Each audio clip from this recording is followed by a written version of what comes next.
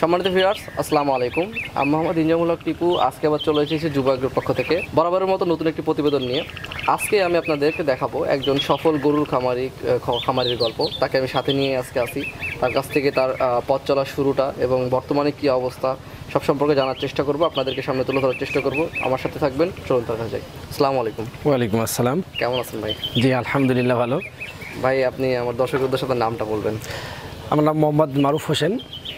আপনার বাসাটা একটু যদি উল্লেখ করে দিতেন। বাসাটা আমার এই পাশেই, হ্যাঁ, নাটোর জেলায় নাটোর থানাতেই পাশে ভবানীপুর গ্রাম হচ্ছে ভবানীপুর। আচ্ছা আচ্ছা। আপনার এখানে আমি দেখলাম যে গরুর খামারটা প্রায় মানে খুব ভালোভাবে গড়ে উঠেছে। হ্যাঁ, তো গরুর খামারটা শুরু করেছেন কতদিন আগে? হ্যাঁ, গরু পালা শুরু করছি মোটামুটি 7-8 বছর হবে। তো প্রথমে কতগুলো গরু দিয়ে শুরু করেছিলেন? প্রথমে শুরু করছি আমি হচ্ছে একটা গরু দিয়ে। একটা গাভী? হ্যাঁ, একটা গাভী। সেটা মানে কত 8 বছর আগে? হ্যাঁ এখানেই কি? হ্যাঁ এইখানেই। তারপরে এখন বর্তমানে আস্তে আস্তে বর্তমানে এখন মোটামুটি আছে হচ্ছে 15টা গরু। আর এর পাশাপাশি হচ্ছে কুরবানি দেওয়া হয়েছে 5টা। তারপর বেশ কিছু বিক্রিও হয়েছে।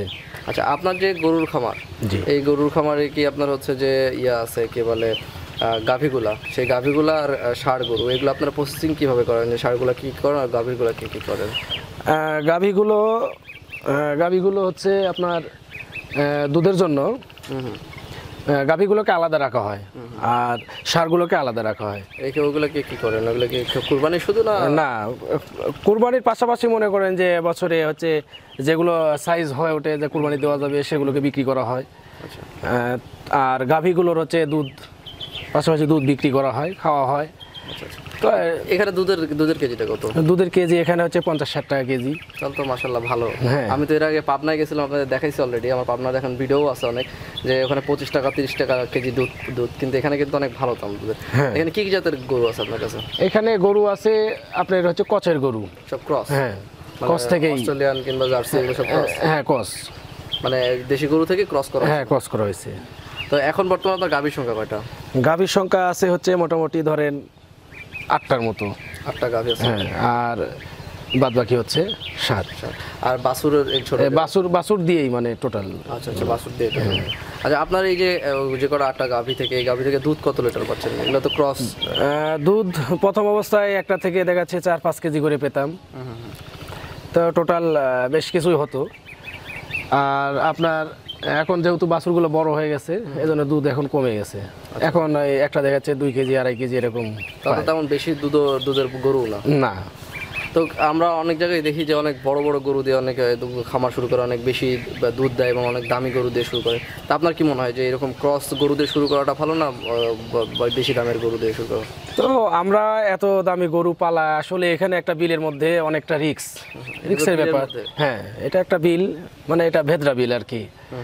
তো এখানে গরু এত দামি গরু পালাও রিক্স, কারণ চোর ডাকাত এগুলোর ভয় আছে, অ্যাটাক করতে পারে, জানে নিরাপত্তা। তারপরে রাস্তাঘাটের, হ্যাঁ, তারপরে আমাদের ধরেন রাস্তাঘাট নাই, এখানে বিদ্যুৎ নাই। যদি রাস্তাঘাট থাকতো বা বিদ্যুৎ এখানে থাকতো, ভবিষ্যৎ আরও ভালো একটা প্রজেক্ট করা যেত, খামার বড় করা যেত।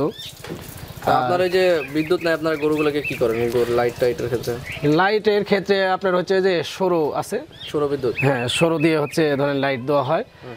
আর গোসল করার যে ব্যাপার, কারেন্ট যদি থাকতো তাহলে মনে করেন হচ্ছে মোটর বসালে আমাদের সুবিধা হতো। তো এই সুবিধাটা আমরা পাচ্ছি না, যার কারণে হচ্ছে পুকুরে গরুগুলোকে হচ্ছে গোসল করানো হয় আর কি। আচ্ছা, আপনার যে গরুর পালন এবং গরুর খাবার কস্টিং দিয়ে দুধ দিয়ে আপনার বার্ষিক কেমন মুনাফা থাকে? আসলে ওটা তো আমার হিসাব করি না। আচ্ছা আচ্ছা। এখন তারপরে বছরে দেখা যাচ্ছে যে গরু তো বের করেন? হ্যাঁ, অবশ্যই। সেই টাইমে কেমন মুনাফা থাকে? ভালোই থাকে, খরচ বাদ দিয়ে মোটামুটি বছরে হচ্ছে 1,00,000 টাকা আয় হয়। কখনো হিসাব করা হয়নি, মানে আসতে থাকে? হ্যাঁ, তো আপনার এই যে গরুগুলো আছে, গরুগুলোর রোগ জীবাণু হলে কি করেন? রোগ টোক হলে? রোগ হলে হচ্ছে ডাক্তার আছে আমাদের প্রাইভেট ডাক্তার, ওরা আসে? ওনাকে ফোন করলে এসে চিকিৎসা। এখানে বড় আকারের রোগ কোনগুলো হয় গরু? বড় আকারের রোগ হচ্ছে ধরেন হচ্ছে আপনার যেমন এই যে টোটা ফুলা, খোলা এলাকা, আচ্ছা আচ্ছা ঠিক আছে, টোটা ফুলে মানে পানি নামে, আচ্ছা আচ্ছা। এটাই হচ্ছে এক মানে খুব মারাত্মক অসুখ আমার এখানে। আর খুরা রোগটা? খোরা রোগটা আসলে পরিবেশের পুরো হয়, তো যেহেতু মাঝে যে মেঝে পাকা করা আছে, আপনার খাওয়ার ব্যবস্থা সব করা আছে মনে করেন, এই কারণে ওর খোরা রোগটা হয় না এখানে আর কি। আচ্ছা আচ্ছা। ঠিক আছে। তো আপনার এই যে গরুর খামার, এই গরুর খামারে সার মানে খাবারগুলা কয় বেলা দেন আপনার গরুটাকে? কি কি খাবার দেন? খাবার হচ্ছে 2 বেলা মনে করেন। খড় কেটে হচ্ছে যে গমের মোটা ভুসি আছে, ভুসি, পাশাপাশি হচ্ছে হালকা খুদ ভাত করে মানে রান্না করে জাল করে ওটা দিয়ে খোল লবণ এগুলো দিয়ে মিক্সার, এগুলো খাইতে দেন? আচ্ছা, এইগুলো তো দিনেও এখানে থাকে, রাতেও এখানে থাকে? দিনে সকালে মোটামুটি 10টার দিকে গরু বের করি, বের করে যে আশপাশে বেঁধে রাখি, মানে হালকা 10টা পর্যন্ত হালকা কিছু খায়, খাওয়ার পর বের করা হয়, তারপর গোসল করে আবার ঢোকানো হয়।